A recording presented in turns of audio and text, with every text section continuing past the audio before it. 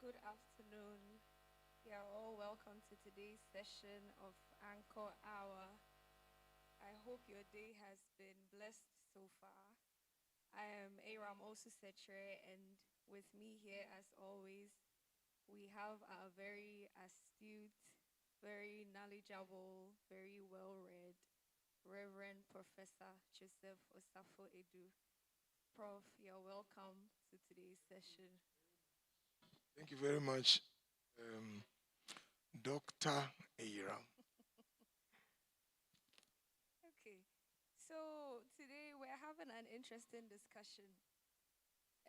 Talking to a few people, colleagues at work, we realized that it's imperative we talk about career paths and navigating the work world, not just here in Ghana, but the world as a whole.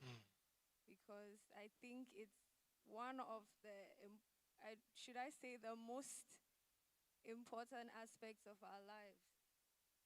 Yeah. Having a job, earning an income that's able to support you Yeah, in these times of taxes and all other expenses.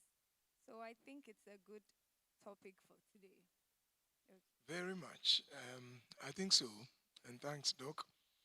Then I meet young people and they often will tell me, I don't have a job. In fact, I was just checking some statistics recently and noted that only 5% of those who complete school in the next maybe 1 year will get a job.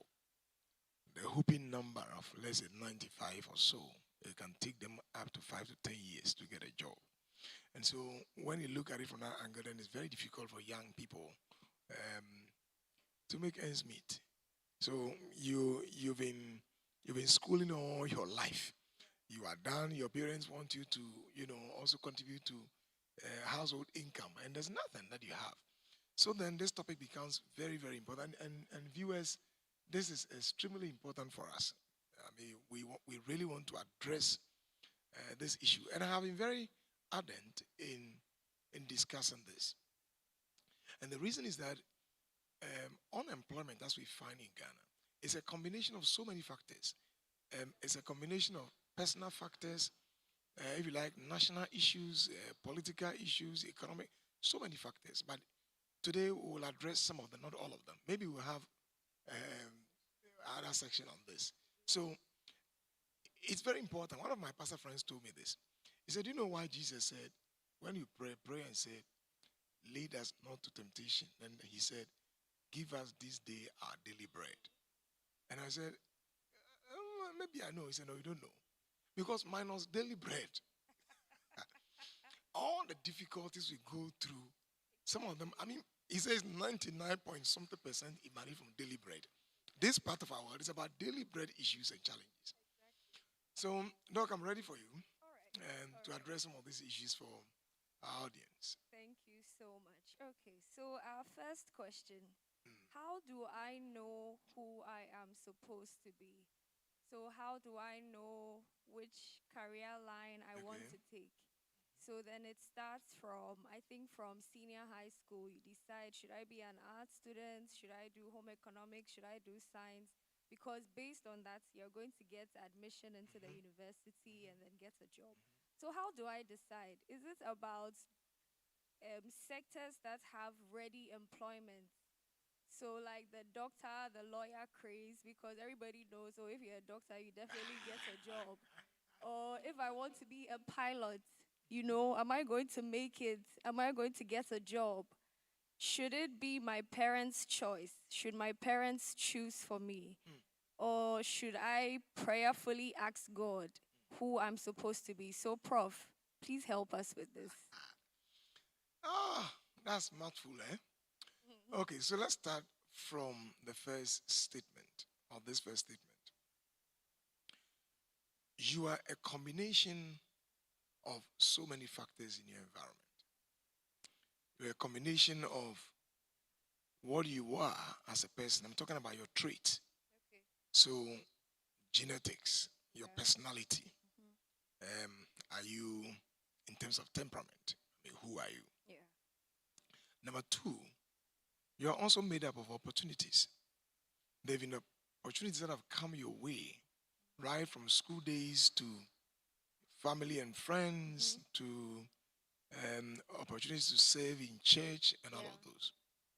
You're also a combination of competences. Okay. And here I'm talking about, for example, opportunities to be in school.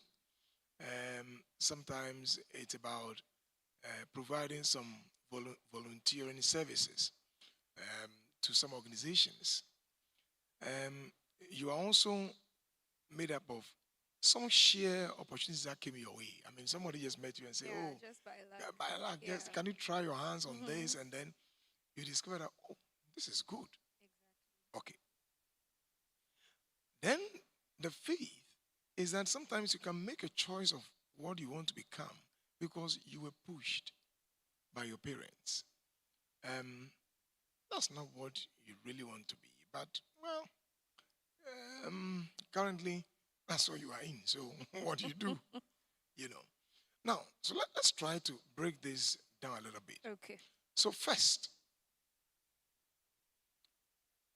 many of us start life without knowing what we really want.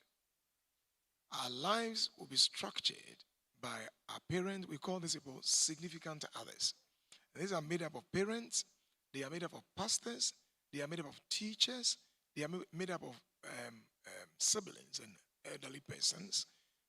If you grew up from a place where your parents were very much resourced, and so will take you to career fairs, and for career assessment and stuff like that. Then you bring in some professional persons on That's board true. again, so they will shape who you are. When I was growing up, for example, I play football very well. I mean, can you believe that? I was so good. And then one of my brothers said, "Look, I think this boy. I played up to even the university. Wow. I was so good. I played up to the regional level competition. And one of my brothers said he was going to register me with one particular club in Accra. I've forgotten that. But they were bent on getting me in there. I was so good, Interesting. very much. I also was very good in table tennis. I still played. Very, very good. So I was very good in sports. And so my brother said, "Look, you don't need to waste your time, but my home is very much academic. And so to think about completely breaking that family path and Yeah. value Going. was like you were going to be a little bit different among the others. And Yeah. so why don't you align yourself to what is consistent to your family values?" So Yeah. at a point, I was just torn with, but I was so good in football. Maybe I'll have been a football celebrity if I'd gone that way. So you see, but one of my brothers also said, no, Kwame is an intellectual. So he kept on encouraging me. He would come and say, no, you have to. And he began shaping me. Yeah. I had a pastor who, loved young people who were very good intellectually. And so was very much impressed with my scores and kept on encouraging me. Mm-hmm. And the wife, they kept on talking to me. So they began shaping me. I'm just giving you all this background to see Yeah. how things can shape us. Exactly. So they began shaping me. And then I did write. So we were the first batch of, I think the second or the third attempt of the Ghana government to introduce these GHS, 1986. So as a pioneer, I did write the GHS, passed and went to secondary school. Okay. I wrote a secondary school and passed. Mm-hmm. 102 students in my school. I was the only person who passed Wow. and came out and continued to the university. Wow. When I got to the university, one of my brother's friends um, had come to me and said, "Look, your brother will be doing law." So he was talking to my brother and said, "Your brother, he should do law. He's good." Mm-hmm. Because, as you indicated, it's either he became a medical doctor or a lawyer, Yeah. you know. Yeah. So I really, wow, a lawyer. Oh, it's very interesting, Sounds Kept on good. just, a lawyer, I want to be a lawyer. But when I started, those days when you entered the level 100, you would have to be done with the first year. And then you wrote a selection exams, Okay. and then you got into this. So, but our first batch were not asked to do this. So, based on your scores in the first year, you can just go there and say, I want to do law, and that's fine. Okay. Okay. So, I went in there for law, but I felt like, no, this is not what I want. Yeah. I attended class few times. I wasn't enjoying It it. wasn't sitting right. No, I wasn't enjoying it. It looked very boring. I Mm. like working with people, but that wasn't the way. But I'd done psychology the first year. Okay. So I went back to psychology. And I remember I went back to the university authorities, and I said I wanted a change Yeah. from this to that. The And law to the insult, psychology. the, what's wrong with you? I mean, this is a Yeah. course. I said, but I'm not interested in this. Exactly. I want to do this. So then you see that I'm getting shaped now Yeah. by a passion, Exactly. Your by personal a certain desires. personal desire and Yeah. proclivity where Mm-hmm. where I feel I have the strength, Yeah. and I was bent on insisting and asserting that this is where I want to go, and this is what I want to be. So then who I am today is a combination of various voices Yeah. about what we think you should be. But what viewers you understand is that what people think you should be should not be the final deciding factor For of you. what you should become. It should be what you think that you want to be. And you do a few analysis. One of Okay. them is sometimes you may have to ask yourself, where is my passion? You see, I enjoy working with people. And to be honest with you, when people bring me problems as a clinical psychologist, I don't struggle at all. Yeah. You enjoy I solving them. don't struggle at all. I sometimes I ask people questions, and I begin to analyze, and they are shocked. I remember somebody asking me, "Are you a prophet?" I'm not. Prophet I mean, psychologist. can you imagine? The thing just comes to me. I know the questions you ask. I just enjoy listening to people who have issues and try to understand Mm-hmm. why they have these issues and what they are making of these issues. So, so first is that you may have a certain tendency to be in a particular place and to want to do something for who you are. Yeah. So first, who are you and what is your passion? Yeah. The second important point you should ask yourself is what kind of competencies am I adding to myself? Yeah. Because you see, what you want to become will not occur in a vacuum. Mm-hmm. Okay, so doc, you're a medical doctor. Yeah. You just didn't get up and say, all right, I want to be a doctor. So I just want to go and sit down and wait and keep looking into the skies, and then The degree five, will 6 years fall on after, me. you're just gonna say, hey, hooray, I'm a doctor. No. No. You applied yourself to Yeah. certain regimented, regulated, structured competency training. Yeah. There were specific courses, Yeah. clinical courses, that you had to apply yourself to over a period of time. If you fail some papers, you were repeated. Yeah. You have to pass and move forward. Exactly. And many of us don't know that. So then, who you have become today is also a combination of that. It's you applying yourself to particular set of competencies and training. And people should simply understand that. Okay, I want to be a carpenter. Have you prepared yourself to be registered as an apprentice to a carpentry shop Yeah. or carpentry and Mm-hmm. joinery? Mm-hmm. I want to be aluminium or steel bender. Yeah. Have you applied yourself to any apprenticeship? Yeah. So whatever you want to become will not occur in a vacuum. You need to apply yourself to a set of competence and skills. So that is another important thing. Then the next important thing here is that you're also a combination of how to take opportunities at particular times. See, Yeah. many of us have lost some opportunity because we thought that, I'm not ready. Yeah. And as I move on, I'll be talking about the power of attitude when we're dealing with career path. Yeah.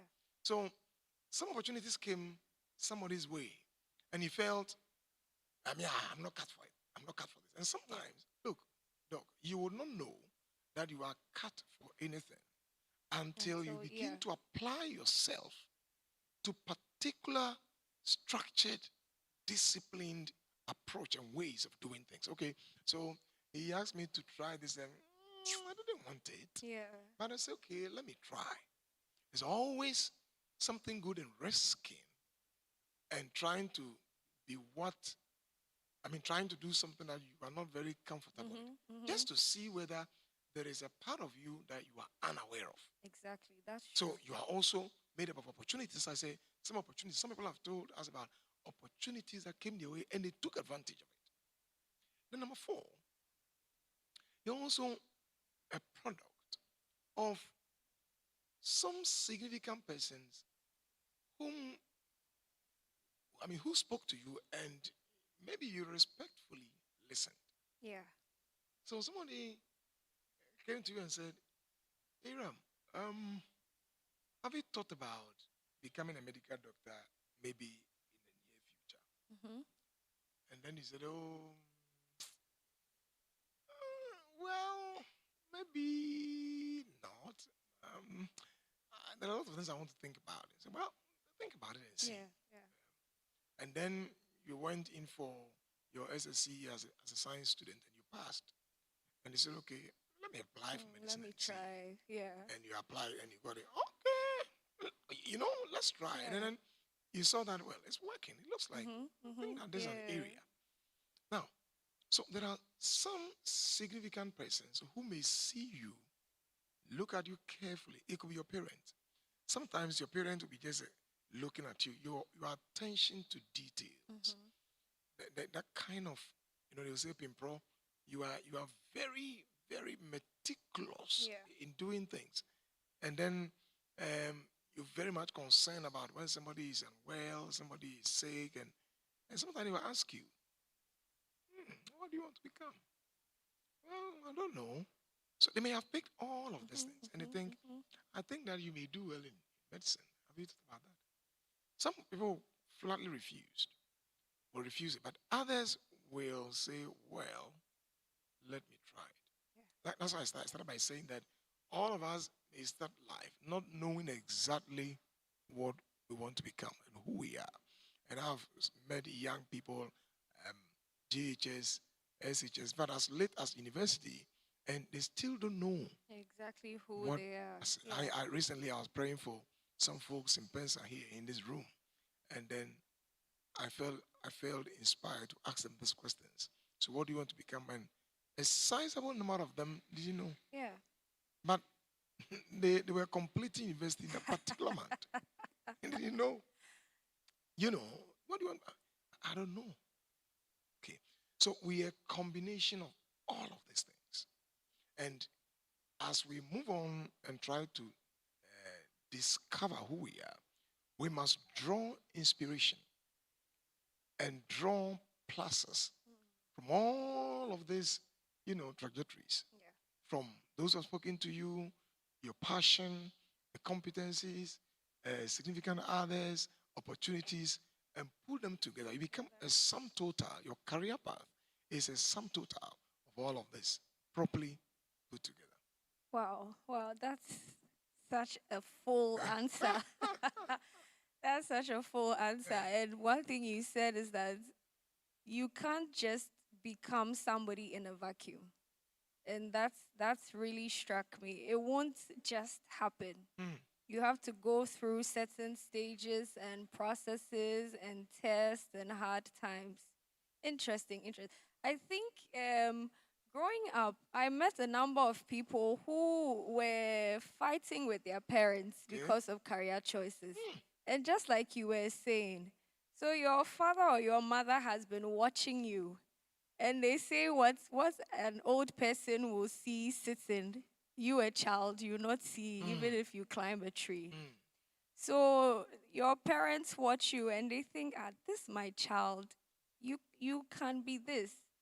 But as a child, you also feel like, no, I want to be this. And so you have people in the university who are fighting with their parents because, I wanted to do this, but my parents forced me to do this. What is your advice for them before we proceed? Great. So, as I said, You don't lose anything listening to significant others in your life. Parents, senior colleagues, your your how do you call them? Your your friends who may know very much about you. It could be your pastors. It could be in fact, your teachers. Yeah. I always pay tribute to one of my teachers. He's still alive, Mr. Darko. He taught me, I think, history in secondary school. And one day he asked a question. And as I answered the question, he looked at me and said, "You, I see that you'll be a lecturer." Wow. And he kept on repeating this. To you, yeah. When I finished secondary school and I was the only person who passed, he said that vision will come to pass. Wow. I lost contact with him more than 27 years ago. So, and then recently, I think through one of my media programs, he managed to get my number and called me. That's You can nice. imagine my. He said, "Look, you have to come over." I said, "What I said came to pass, you know." But the point you have raised is a very, very important point. Now, parenting is a very difficult thing. I'm a parent. I carefully observe all my kids. I have 4 kids, and then others have adopted. And I watch them carefully. In my mind, this son of mine has a certain proclivity and a tendency towards this range of skills and competencies and may excel here. And that daughter of mine may excel in this or that. But what I need to do is that I need to find a way of communicating this to them because that is not me. Yeah. I'm talking about my children. Yeah. They have their own life to lead. Yeah. The problem has been that some parents want their children, or can put it this way, some parents want to live their lives through their children. So, Aram, I wanted to become medical doctor. Yeah. But it never happened. So you will become. And I'm telling you, with the Geli bottom, you will become the medical doctor. Yeah, that's how I couldn't be. But yeah. I don't want to. Yeah. Well, I don't care. You just do it for me. Then say, just do it for me. Yeah. And I've met a number of young people who will tell me, I'm doing this for my mom, dad or my mom. My dad. So what we need to understand is that you cannot extend the expression of your life and future through the agency of your children. Let me repeat. You cannot extend the expression of your, competence and skills and your dream through the agency of your child. It is completely wrong. And what parents need to do is that if you can suggest, and that is what we need to do. In fact, parents should be the first resource for career path analysis and development. Yeah. So you just engage a child. Charles, what do you want to become? Tilly, what do you want to become? Aram, what do you want to become? So let the child begin to talk. Sometimes they have very fanciful stuff. Yeah. Like one of my boys, he said, "Me, Daddy, when I grow, I want to become Superman." I mean, because he's been watching Superman. And he sees Superman has some powers. He was saying, "Look, like I can go, I'll climb, I can make rainfall. I can cause rain the whole world one day to rain everywhere." Oh, no, very fun. Yeah. So they have some fairy tale-ish ideas of what they want to be. So, but you guide. Yeah.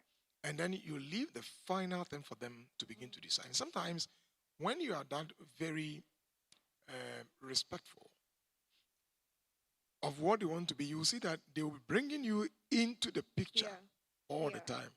Now, mommy, I've thought about this. What do you think? Yeah. So that you can share your thoughts. Yeah. Well, it's not bad. Just that I think that you should be a bit careful about this one. But let's try it and see. Yeah. Then the other thing is that as parents, we have to be careful that if our children insist that they want a particular career path and they are not succeeding, that is not a good reason for us to say, aha, I I told you. told you. I Oh, told you. yes. Because you see, who said that when you pick a particular career path, success will be smiling at you all the time? Yeah. That's not It's true. not automatic. It's not.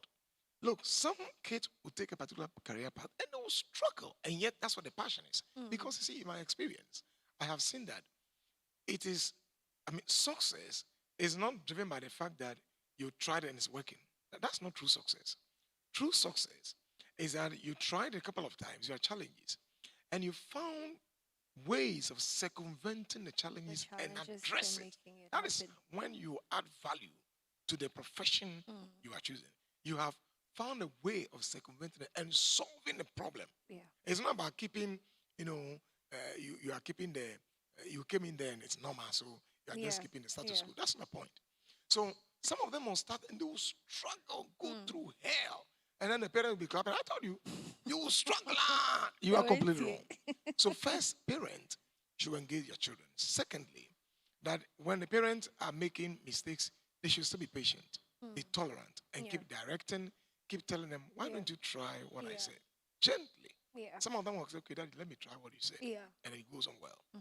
The other thing is that you can also help them get career assessment experts. Let them assess them. Yeah. Let them profile them. Let them coach them.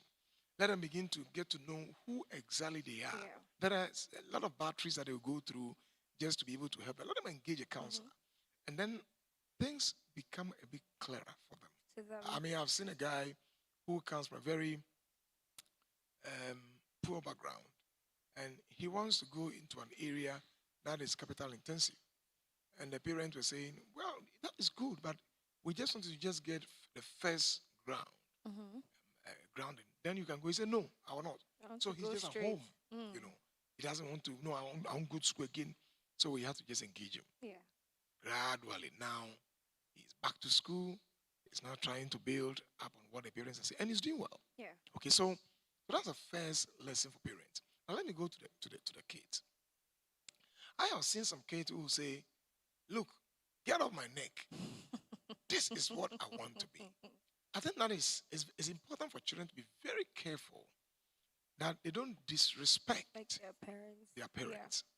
When look, every parent means well. In fact, a parent who may want to mismanage the career path of a child, I don't think is a good parent. And I confidently can say there aren't parents like that. That way. Yeah. Every parent, because you see, the child is a social insurance for you.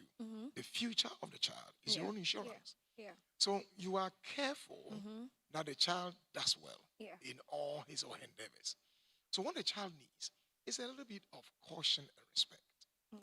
We have a generation that is very disrespectful, Yeah. unfortunately. And some of them feel that they know everything in the world. And my dad wants to tell me what life is. Look, he doesn't know anything. That's a lie. Aram, that's a lie. Your dad knows a lot that you don't know. Very much. Your dad can see far that Yeah. look, Yeah. you are just coming up. You are a budding young man. You are coming up. You haven't seen anything yet in life. Sometimes the parents' anxiety and apprehension is driven by some kind of experiences that they have themselves gone through Yeah. or others have gone through. And they want to draw lessons Yeah. from there to guide you. Yeah. Much as I sometimes have problems with that, there's nothing wrong if your parent wants to draw lessons from somewhere and just to guide your Help life. you. But Yeah. they must not impose that lesson on you. But by all means, you have to fit this jacket. No. Yeah. So children need a little bit of respect for their parents and tolerance. Secondly, they need to just listen. Even if you don't want to be what your parents, Follow. Yeah. just listen. listen. Just listen. What are your parents saying? Are they not stupid? No, they are not. So could you come and sit down? Mommy and I wants to just engage you in this. No, I don't want to hear anything. I don't want to hear anything. Take it. Let it be in your bosom. I don't want to hear. That is disrespectful. Very. Make time and listen. So the Bible says in James, it says, Be slow to speak, but quick Quick to to listen. listen. So, quietly. Because you see, when you listen, you can avoid a lot of pitfalls in life. That's I true. have said, and I'll repeat again, That's true. that in life, people who share things with you, the path you want to tread, they have ever trodden the path. So if they want to tell you that be careful about where you are heading to, you don't lose anything just becoming cautious. So children must listen. Then the last thing about this is that if they are unsure about what their parents are saying and they insist that they want to be what they want to be, let them speak to experts. My name is Aram. I want to become a medical doctor. My dad said I should become a journalist. But I'd like you to just help me, a professional. Can I go through some assessment and coaching? Just do that. Then you know exactly. In fact, I have seen a son who did that. He went for an assessment, professional assessment, paid for it, and then got the parent to be convinced that this is where my competencies are. And they agreed. Interesting. I think we can spend a whole day on this topic. There's just so much. But yes, it's true. Our parents have seen a lot. Yes. And no parent wants to ruin their child's life. So even if sometimes it comes off the wrong way, their intentions are always the best for their children. Okay. So, Prof, what do you think about the Ghanaian educational system? Are we at an advantage or are we losing? My goodness. I think I've always, when you ask this question, it reminisces me of my GHS days. And a few days ago, I was on Peace FM sharing my experience as a pioneer of the current educational system. I started off my GHS. My father seriously wanted me to avoid it. So, or to jump it, so to speak, or skip, just write common entrance in class 6 and leave secondary school. But I wanted to give it a try. Among my siblings, I was the only person who went through the system. All of them went through the old system. Okay. And those days, there were special songs composed, and when they were telling us that from secondary school you go to university, it was like a dream. This is not true. You can go to university from the secondary school, all of these things. Then I got to GHS. The Cuban government has given the Ghanaian government a lot of implements, instruments for technical education. So in GHS, I did literature in GHS. Okay. I did music. Okay. I did carpentry. Wow. I did blacksmithing. Interesting combination. Can you imagine? I did blacksmithing. I did agriculture. Wow. Wow. Together with all the other courses that they're doing now. These were the courses I did. In fact, up to today, I still know how to raise a bed. Yeah. How to grow cabbage, carrot. Wow. How to mulch. Wow. Monocropping, miscropping. I know all of those things. That's great. Interesting. Because you see, we spend a lot of time, in the workshop.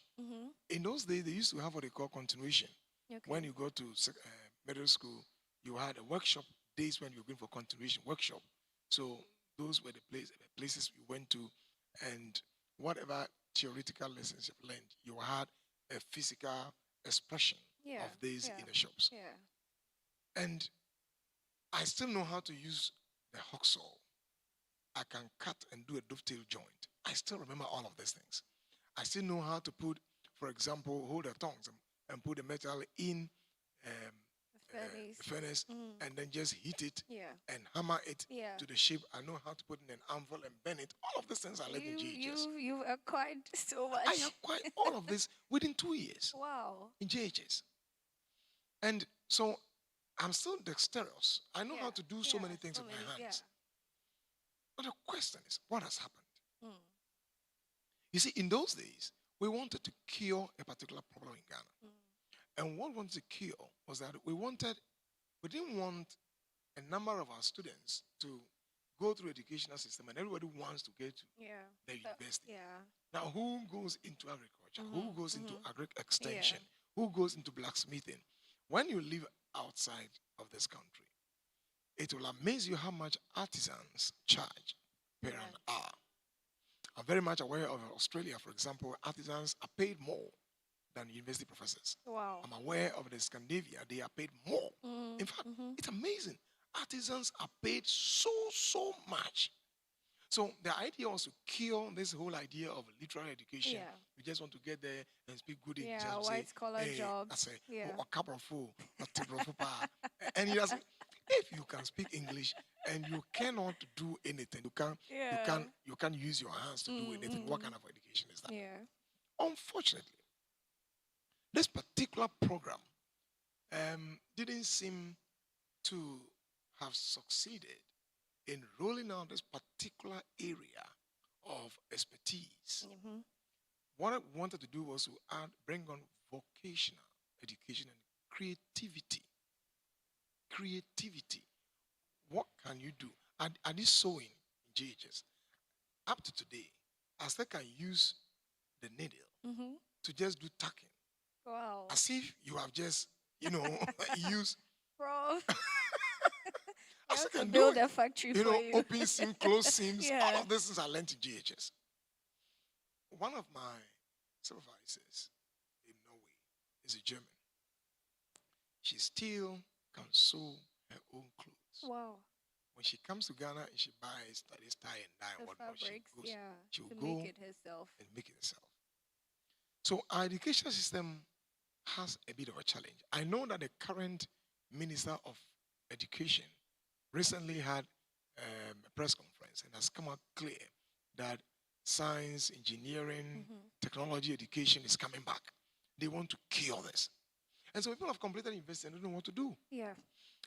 Those who have completed from, let's say, these NVTIs are walking about, they don't know what to do. Yeah. But it's technical education, Yeah. automobile, civil engineering, all of those. Yeah. This is where we have to go now. Yeah.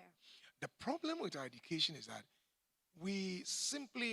everybody is trying to get theoretical education. We are not thinking about what we can do with our hands. Yeah.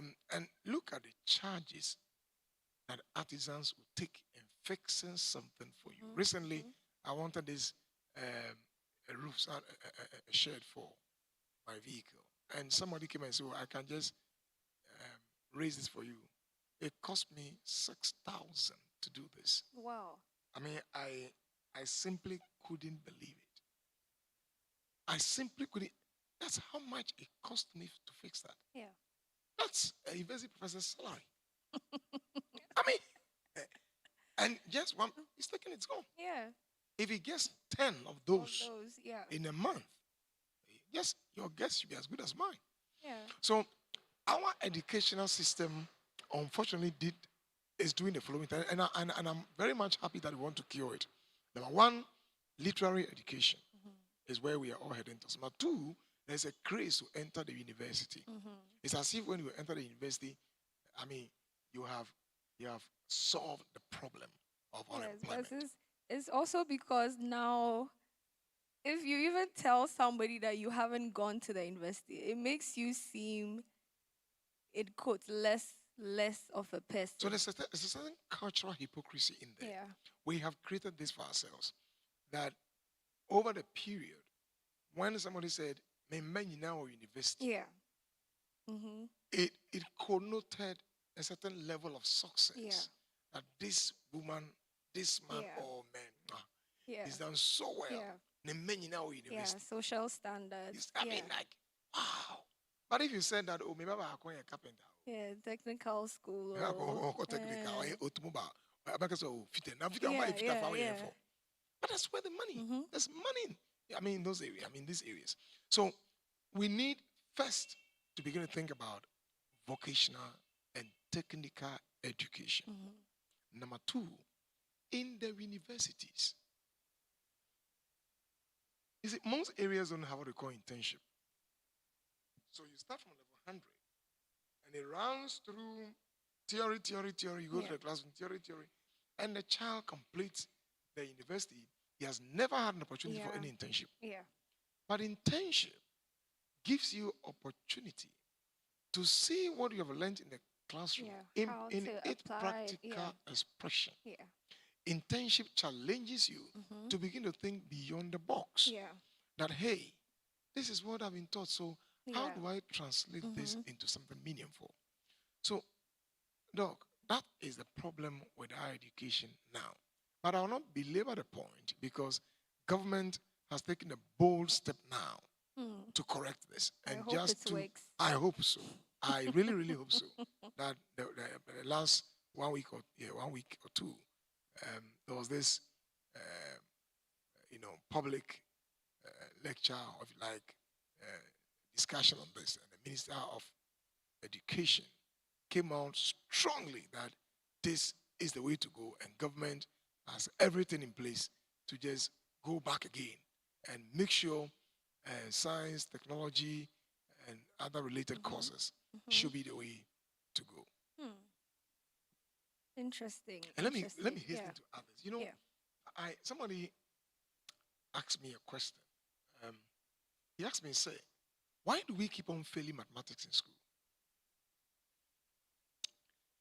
My answer to him went back straight to a teacher who taught me mathematics. And I have publicly mentioned his name. I brought him to the studio 3 years ago or 4 years ago to, to recognize his contribution to my life. I mentioned him also on PCFM a couple of days ago. He's called Mr. Ajay. He taught me mathematics and science in JHS. He cured the fear for numbers. You see, so teachers are powerful Yeah. because, I mean, my friends, mathematics, I never wrote mathematics twice. Yeah. Never. I mean, for me, I saw it as a very, it's very easy. It's just working with figures Yeah. and knowing the formulas and just moving through. And people are afraid. But that teacher never ever abused the use of canes in the class. I remember clearly that if you had a problem, he still had the time. First, when he will ask us to hold on, then he will come and Yeah. stand by you, Wow. trying to let Wow. you understand Yeah. what this is all about. Wow. So he never rushed anybody. And he killed that enemy. So when I got to secondary school, everybody was afraid of mathematics. I was never afraid. I wrote my math and passed. Move on. Wow. Thanks to Go Mr. to J. Mr. Wherever J did he so is. well. He did so well. So I think a lot of the problems also, a lot of our students are avoiding science education now. And it's because of the way science related courses, science, Yeah. like mathematics, Mm, physics, mm. chemistry, Yeah. biology, and other courses are Yeah. The way taught. they're taught. That's And true. who teaches these Mm-hmm. courses? Mm-hmm. I'm lashing all of you. And the person will say, oh, I mean, the best I science don't better. even I'm going to be in understand. science and you're lashing me. Ali, I'm gone. We're going to do something easier. Anyway, Interesting. because I think our educational system also puts us in a box because Yes. even if somebody wants to be something else, You cannot. you can't. Once you take the art route Yeah. or you take the science route, Yeah. it's like you are virtually blocked. Exactly. You must go through that to the end. Yeah. It's unfortunate. It's very, very limiting. Yeah. Very, very limiting. They said if you want to judge a fish by its ability to climb a tree, the fish will live the rest of its life thinking it's stupid. But a fish is supposed to be in water. And that's how our educational system puts us. Yes. So fishes are expected to climb trees. That's right. But anyway, we pray that the Ministry of Health, of Education will help us to solve this issue. We are running out of time. Let's see which other questions we want to talk about. So, Prof, should I tailor myself to work in the private sector or public sector? Well, I think that's neither here nor there. Okay. It's more about where your competences lead you. Okay.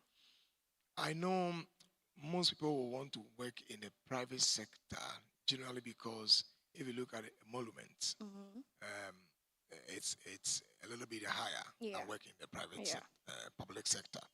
But one of the things that one ought to be also careful about is to weigh the the opportunities in terms of job security in the public sector Mm-hmm. as against Mm-hmm. The private private sector. sector.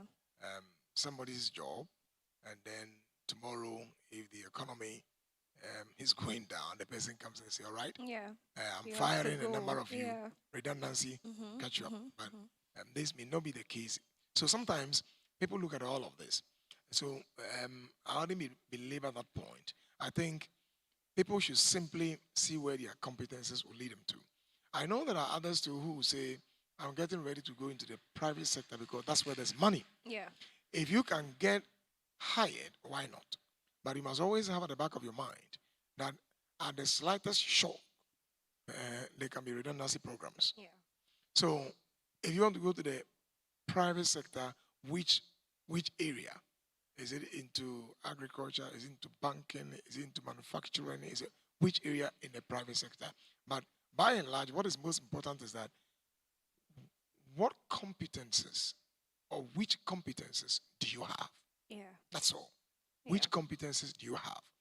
You can work in both sectors, but which competence do you, and are you adding value Yeah. to those competences? Yeah, Prof, that's very prophetic because my next question was how do we improve on ourselves? Right.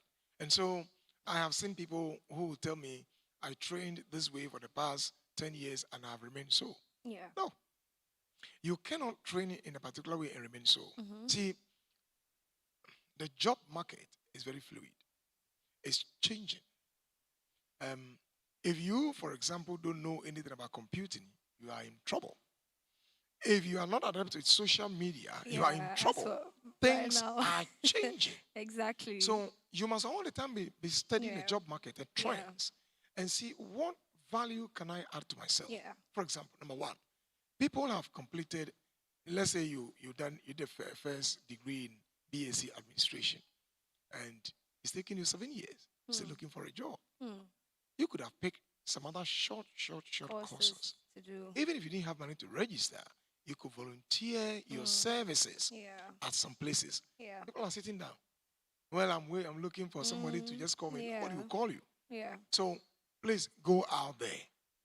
Go out there and look for opportunities to serve, opportunities to just do something, and then you can add value. Yeah. When you say you add value, you are improving on your skill set. Yeah. So you completed BSc accounting. You are never the same as somebody who is a chartered accountant. Yeah. So what can you do to add value, to improve Yeah. on what you have? Yeah. The first is that take internship serious. Okay. If you have a job fairs, go there, network. Okay. Network with people who may Yeah. invite you to programs and say, "Come here, I want you to just do this for me. Be my personal secretary for the next couple of days." It's very important you do that. The other thing you can do to add value to yourself is to pick up some courses. If you have money, why not? Yeah. So I have seen people who were down with first degree and they have gone into chartered accountancy, chartered marketing. Yeah. They are also thinking of doing some courses. Doing Sometimes so much. online courses, you may not even have to pay anything. Yeah. It's free. Free. Just 6 weeks and you are done. You have some certificate, diploma, and it's authentic. Why not? Yeah. Add value to yourself. Yeah. The other thing is to add value to yourself in terms of skill training, Okay. in terms of practical, hands-on training. Yeah.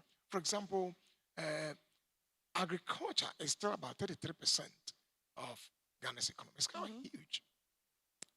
Can you go in there and begin to learn a few things? Yeah. Some people say, "Oh, me, I don't want to go into agriculture." Well, the supply chain is bigger than you think.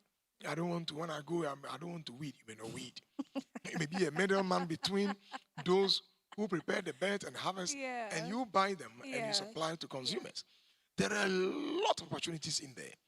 You can go into rabbitry, you can go into mushroom, you can go into snail farming. There are a lot of stuff. Recently, a young man, I think yesterday or 2 days ago, a young man was sitting on PCFM and he said he has gone into coffee. Coffee. He left the bank Wow. and went into coffee. I sent to Kwame, I said, "This is a demonstration of a good attitude and growth mindset. This is what a young Ghanaian needs." Yeah. A lot of young Ghanaians are thinking about white-collar jobs, Yeah. sitting down, and In the then, the office. social, and Yeah. then they come to Yeah. your boss and say, hello, hello, and then you sign, and money comes. No. So you see, Eunice, these are, as a Eunice, Aram. Aram, Yeah. these are some of the things you have to do to add value to yourself. Attend meetings, training sessions, Yeah. seminars, Seminars. The short volunteer short courses. Yeah. courses. All of these things will add value to yourself. Remember that the job market is changing fast. Very And the fast. swifter you are, Yeah. the better for your life. Wow. That's great. That's great. Add value. Add value. Don't just be there with your first degree That's right. certificates. That's Please right. add value. So, Prof, I've done all these things and I'm still unemployed. Mm. And I'm growing old and old. People can't even marry because now you There are don't, no even if jobs. you don't have a job and income, you can't even take care of yourself Mm. to now have a family. So, Prof, I'm stuck. What What do do I do? I do? Okay. I'll tackle this from two perspectives. Okay. One is a structural. The structural lies within the realm of governmental policies. And I think that we have extensively discussed this on other platforms Yeah. on what governments can do. Okay. Youth policies. Ghana is very fast in ratifying all kinds of policies, and we don't roll this out. So we have a lot of young people who are still unemployed. I know governments are doing their very best. Yeah. This current government is still doing its very best with trying to just break this burden of youth unemployment with there's one district, one factory. I know a number of areas. Recently, we're discussing a coffee juice factory, for example. And if you go there and you see what they are doing, it's incredible. amazing. It's very incredible. But let's come to the micro level Okay. and deal with us ourselves, because you see, until government comes to you and says we are opening opportunities for you, you'll still remain unemployed. Yeah. So then the question is, what can I do? It's been 8 years. Yeah. It's been 10 years. It's been 5 years. I'm still at home. Yeah. The first thing that every young Ghanaian listening to me this afternoon, or this afternoon, should realize is you must have a growth mindset. Yeah.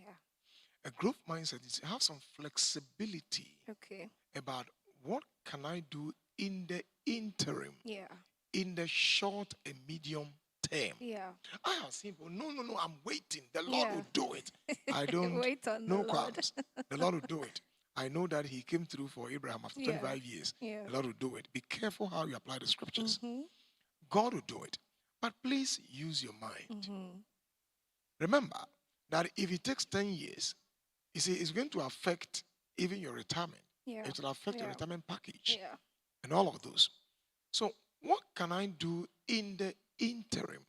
A growth mindset is a flexible way of thinking Okay. that let me not be too very much proud about who I am and what I can do.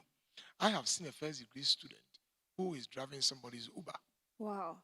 I saw a young man, pulling this truck, and I was surprised. I was buying Kube, only to learn that he's a first degree holder. I was shocked. Wow.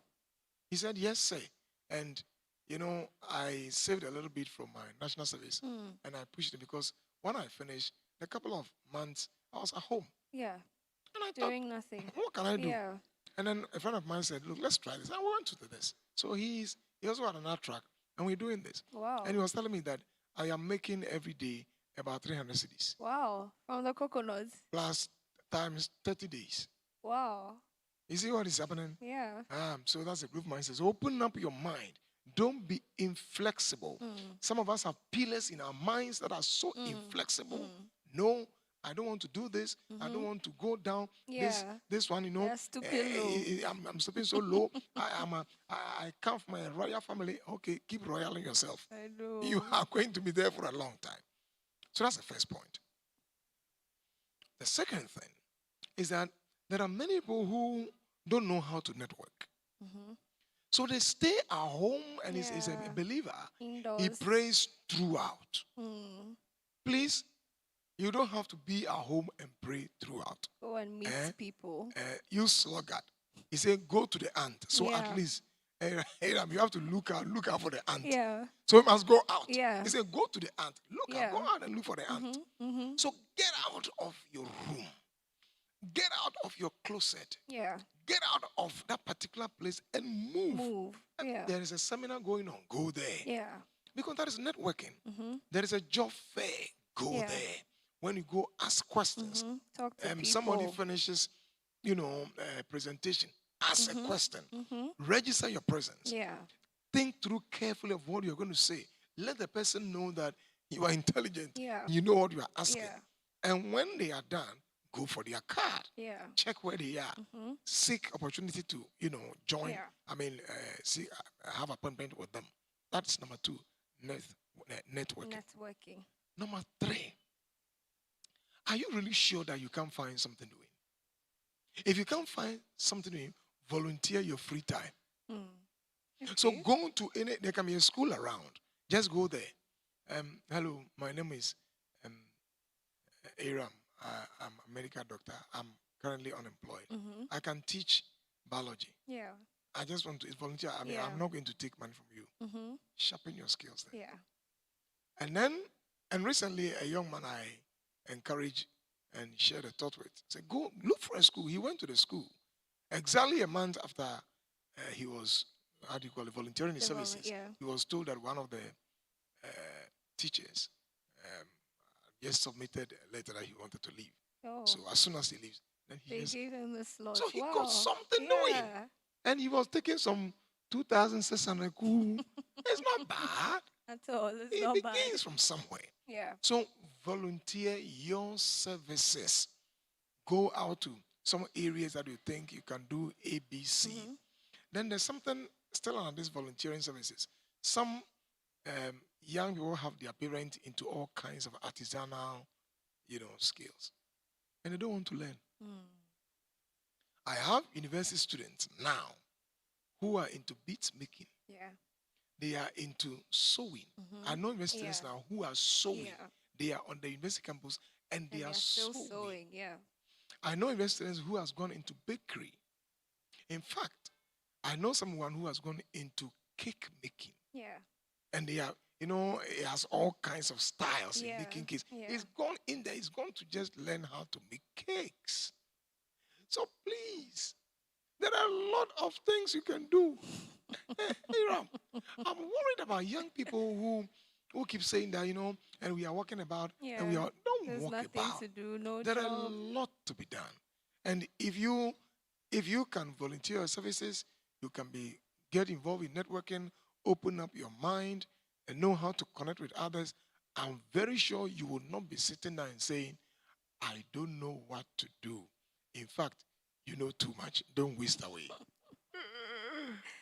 Wow, you had an interesting discussion. Very, very interesting. I've learned a lot myself. Our pastor and our professor, you are indeed a blessing. Thank you. So, our viewers, we know that times are hard, but there is something that you can do. Add value to yourself. Listen to people. Listen to your parents. Go out and network. Pick up skills. Do something. And then when you put a seed in the ground and God brings the rain, you will reap a harvest. So thank you so much for joining us on today's Anchor Hour. We've been talking about navigating the work world and career paths. Okay. Thank you. Thank you very much, Dr. Aram. Thank you too, and Prof. All our viewers, thanks for watching. I want to pray with you shortly as we run up. If you still are trusting God for opportunities to be able to get a job, I am sure that the questions Doc posed and my responses can shift the pillars of your mind. Amen. You'll be able to pick some ideas that can guide and direct your life. Remember that God is with us, but He is also giving us wisdom. Yeah. That is why we have our brains and our heads. And so you can pick a few nuggets from what I said to guide and to direct your life. Dear Father, in Jesus' name, thanks for our viewers who are watching us from all areas and all other places around the world. I pray in the name of Jesus, the Son of God, and ask for grace, and ask for your strength, and ask that your will be fully done in the lives of these ones. I pray for the one who has a problem and is looking for a job. Let an open door be flung before the person in the name of Jesus. Amen. I pray for the one who is thinking of what to do. Open up his or her mind. Shift the pillars of his or her mind. As you gave Oholiab and Bezaleel the spirit of wisdom and knowledge to devise cunning works, may there be inspiration for these persons in the name of Jesus. So if you are watching us, this is Rhema Worship Centre. This is our anchor hour that comes to you every Thursday, 12 o'clock to 1 p.m. Next week, same time, join us, and your life will never be the same. Until I come your way next week. Shalom, peace, and life to you. Bye-bye.